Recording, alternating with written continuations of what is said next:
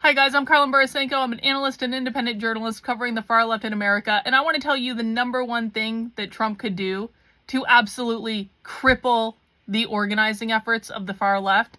And it's not even close. This is far and away the most important thing Trump could do to stop the far left. It's more important than any of the executive orders that he's written about applying to the schools in terms of teaching gender ideology and critical race theory, because the schools are ignoring those executive orders anyway.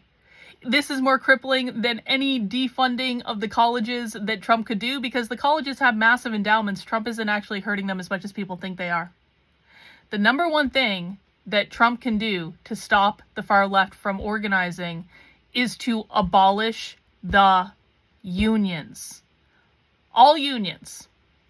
All unions are socialist.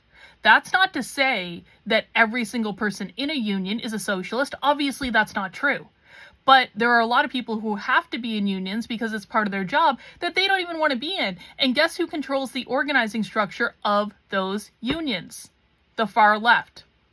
Guess what the far left is utilizing to organize almost every single protest that we are experiencing in the country today?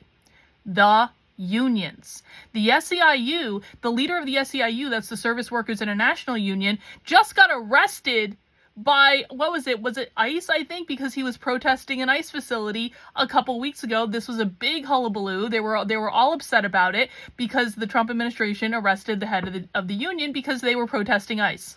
Do you want to know what the main groups involved in the organizing of the campus protests are? The UAW, which has a graduate student teaching union.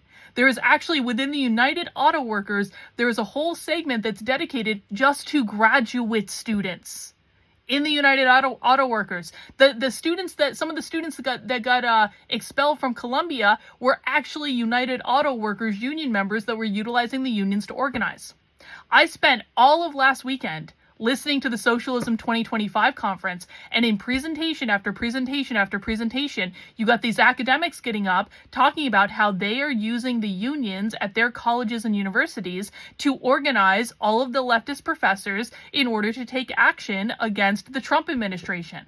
When you look at the May Day protests or the No Kings protests or the next round of protests, which is going to be the Good Trouble protests, these are more progressive style protests, but guess who's involved in organizing them? The National Education Association and the American Federation of Teachers, two of the largest unions in the United States, happen to be teachers unions, by the way. Teachers are government employees, and they have these unions that are completely designed to protest the flipping government so they don't have to do what the government's telling them to do. And I could go on and on and on and on and on. Every single destabilizing effort that we have seen from the far left in the last couple years at least, the unions have been central to that.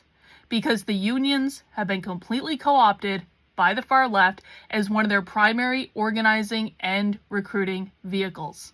So if Trump wants to stop the far left, it's actually really effing simple.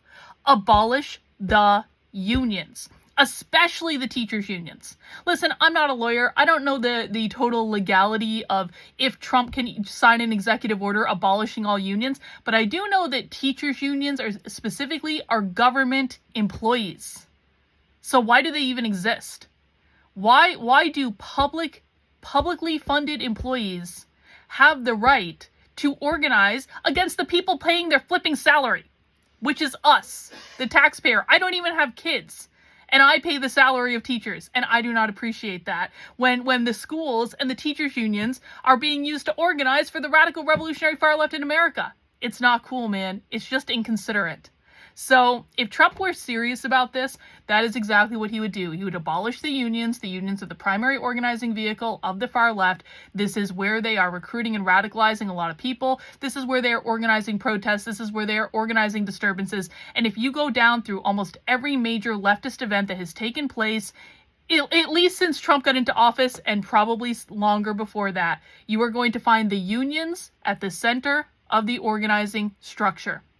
So, will Trump ever abolish the unions? No, man, he's way too worried about anti-Semitism or covering up for Jeffrey Epstein or any of the other stupid shit this administration is doing that has nothing to do with solving the problems of the country. So do I expect Trump to do anything of value? No, I don't, sadly.